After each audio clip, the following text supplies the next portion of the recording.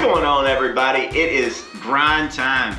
Excited to be with you. Just getting back from a break, and man, I feel alive. I feel good. I've been thinking about what is it that everybody on this audience, and man, welcome to all of our new subscribers. You guys killed it. Keep subscribing to the channel.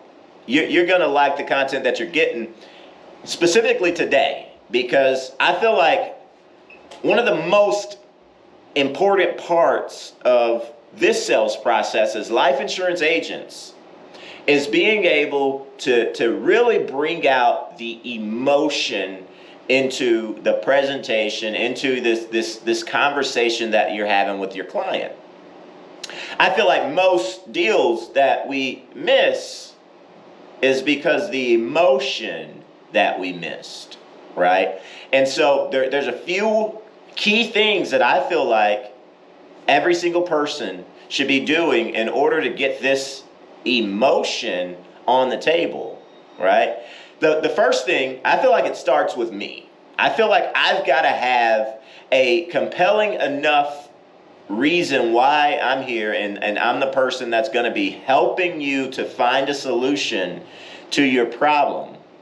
And that hits deep right there, because we have to remember why we're in this business. It's not just to go out and make a good income, but a lot of us, myself included, was attracted to this business because of the difference that I was able to make on average people's lives, right? People who didn't know how to solve the problem that they had. They knew they had a problem.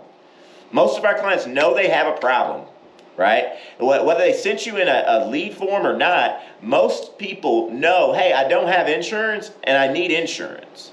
I know that I've got this home, right, that if something happens to me, that the family's not going to be able to stay in it. I don't want to be a burden on my kids and my grandkids and my nieces and nephews and cousins and aunties and uncles when I pass away and I don't have enough money to bury myself. Right? And so they know that there's a need. They don't want you to come in and be some pushy salesperson, that quote unquote stereotypical sort of life insurance agent that wants to scare the crap out of them. And so it takes a subtle approach, right? It takes me being able to say, hey, I am a doctor. I've got some patients. I'm here to help them. And so I've got to start with my reason why. You know, Cindy, the reason why I do what I do is, and I told you over the phone that I broker, and I've got all these different carriers. And when I got started, I thought it was important to be able to help as many people as possible. My wife is actually one of those children who grew up half her life without her father because of a freak accident while he was building their dream home. Had everything lined up. Ideal lifestyle. Mom was a stay-at-home mom, had plenty of leisure and time to go do things with the kids, and all the neighborhood kids would come around. And then after he passed away on a Father's Day, my wife describes it as losing two parents, because she lost her dad and mom wasn't able to be there all the time anymore. She had to work not one but two jobs in order to make ends meet. Wife had to start babysitting really young, taking care of house and cooking and doing things that kids her age weren't doing because of this newfound circumstance. And it made a lot of sense when I saw this for the first time for me to be a positive impact on other people so that they wouldn't have to go through what she went through. And then I'm going to ask them a question. So, how long have you guys been thinking about getting this type of coverage? And I'm going to listen, because a lot of my clients at that point are going to go ahead and open up, and they're going to say, I've been thinking about, getting this coverage for ever since we got in the house. I know how important it is. My sister had coverage like this. And when she passed away, it paid off her house. And I've always said that if I got a home that I bought, that I was going to get this type of coverage. Fair enough. Awesome. I'm glad you guys decided to go ahead and get this taken care of. Tonality is important. right? They need to know that I'm serious, I'm compassionate, I feel what they're saying to me. I'm not here to pick on their vulnerabilities, but I'm vulnerable, they're vulnerable, emotions on the table. First thing I do is I share my story. Second thing I do is I ask them a question that allows for them to share. Now, a lot of times you will get that surface level. We just wanted some quotes. Okay. So quotes on, what exactly is that more so that we can protect you or protect him? Well, really, just both ways. Awesome, great. Follow up question. So, who you feel like would be in the best shape? I like to ask a good question first. Who do you think that would feel like they'd be in the best shape without the other financially? Well, it'd be him. Okay, talk to me a little bit about that. What's your annual income versus his? And I'm gonna ask those type of questions to be able to expose where this issue is. But what I'm not gonna do is I'm not gonna say, well, this is a once in a lifetime opportunity, and we've got to get this taken care of today, or else we won't be able to get it taken care of down the road. I'm not going to lie to them, or try to make them feel, like they have to do something, right? There's many ways to get them to the point, lead them to the point where we're doing an application, and I'm protecting their family, but that's not where I'm doing it at, right? So if they tell me, hey, we just wanted some quotes, probably not going to be doing anything today, I'm not going to answer that objection right now. Because it's not necessarily an objection yet, if that makes sense. It does give me a sense of direction. Where am I going after this?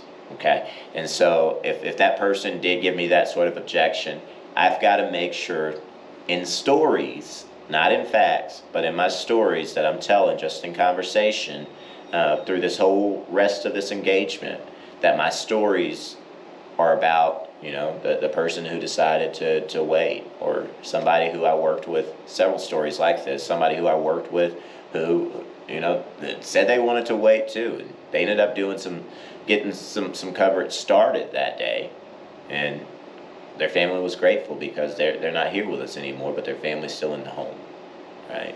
And I'm going to talk about those stories like that, and you've got stories of your own. If you've been in this business a year or two, more than likely you're starting to see some things like that. And what we do, we understand that it's super important, right? What are those stories? If you don't have stories of your own, ask your mentor, the person who brought you into this business, what are some of those stories that you use that's happened because of it, to you or for you in this career?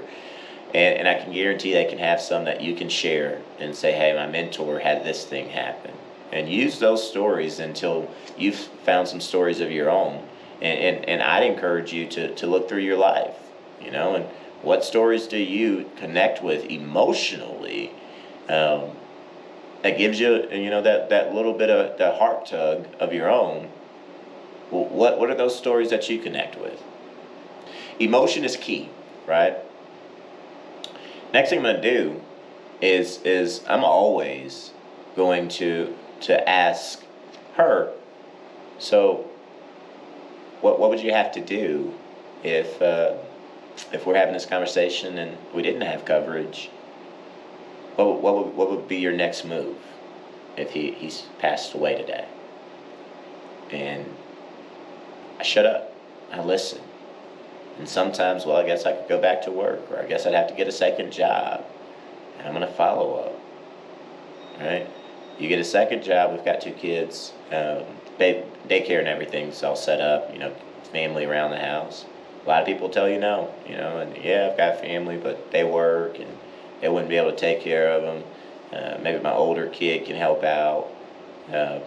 Maybe there's no options. And we think about that. We talk about that, right? And I relate to me being a parent and what would happen if my spouse were to pass away with the daycare situation. And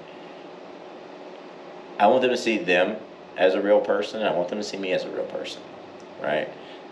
We've got to get on the same page emotionally in order for us to transfer that emotion and well, really be able to reap a reward for protecting their families. And so, listen, emotion is key. It's one of those things that we miss, right? If you'll put yours out there first, ask great questions, financial questions, and follow-up questions. Don't take just the surface level, right? And then provide reassurance. That's the last thing. So glad that you guys decided to go ahead and get this done today, right? Listen, I completely get where you're coming from, and I respect the fact that you were able to share that with me. And I'm going to make you a promise. I'm going to do my best to make sure that doesn't happen to you. Okay? And then I'm just going to dig into my presentation. I'm going to finish up figuring out what they qualify for. And then we're going to lay out some options. We're going to take an application.